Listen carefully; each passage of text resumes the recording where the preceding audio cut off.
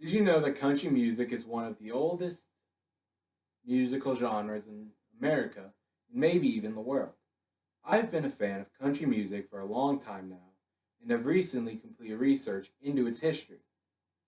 According to Country Music 2017, country music has been around since about the 1920s, and during this time, record companies coined the term hillbilly. They used this term for records that they were aiming at southern white people. And during the 1930s, two new substyles of country emerged.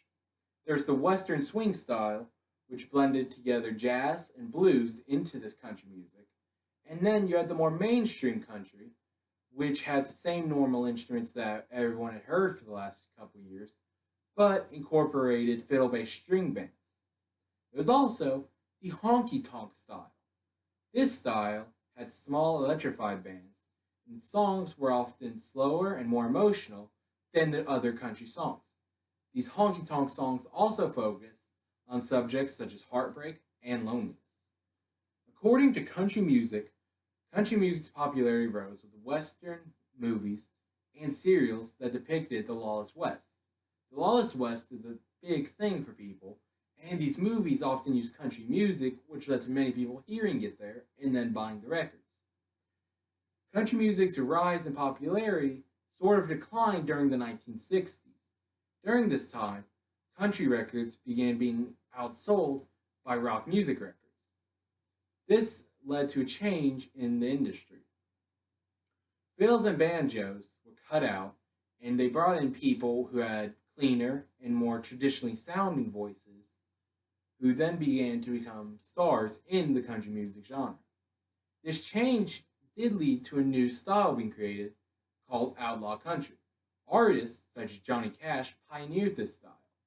They used it to rebel against the record companies that are pushing out elements that many people thought were country.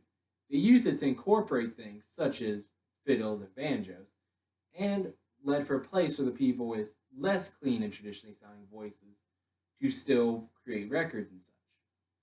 Country music has been popular enough that an entire organization has been made purely for country music.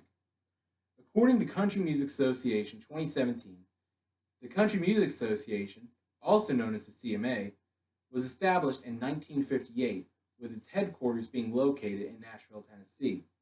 Their first overseas office was established during 1982 in London.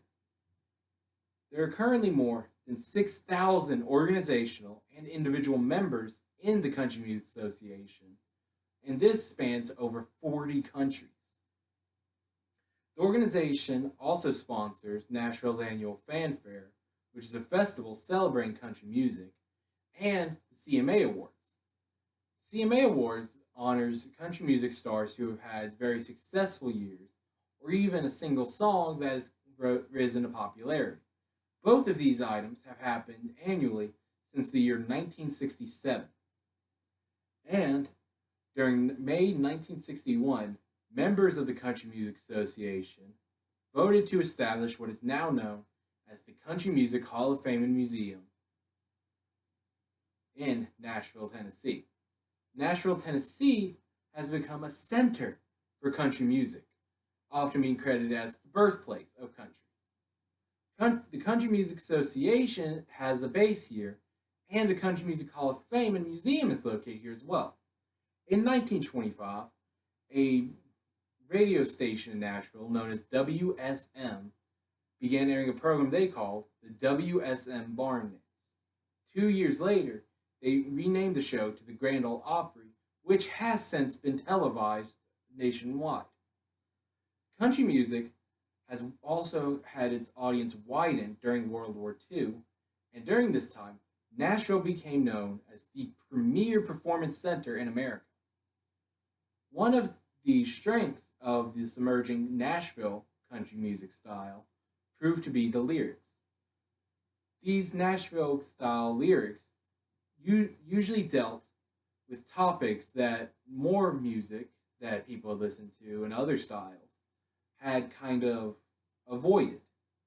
These elements, such as adultery, alcohol use, loneliness, and poverty, were used in Nashville style. country music also had a strong Christian element, which normally just had secular style written, and no one else really used this Christian element. Country has been around for many, many years now, and has been successful enough to launch an entire organization which has not really struggled since then, and has made a city famous just for being the place where country music was born. Even though country music has changed a lot since its creation, it still has maintained its roots. Artists in the 80s, such as Dolly Parton, Reba McEntire, and Garth Brooks, they had the more traditional sound that has been around for years. Today, artists have begun incorporating other elements, like people in the past had done with the Christian element. They incorporated rock, pop, and hip hop songs, or not songs, elements from those songs into theirs. These artists, such as Jason Aldean, Luke Bryan, Carrie Underwood, and Blake Shelton, have risen even though they've also been able to keep the traditional sound. So even though all of this changes has happened, country has still been able to keep its roots into the basic of where it had been initially founded. Thank you.